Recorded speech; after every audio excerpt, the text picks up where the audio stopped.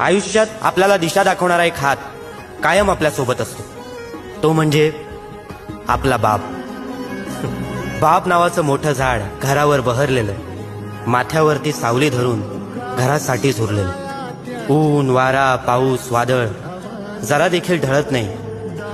बाप असतो आवाक्याबाहेर, कधीच कोणाला कळत नाही.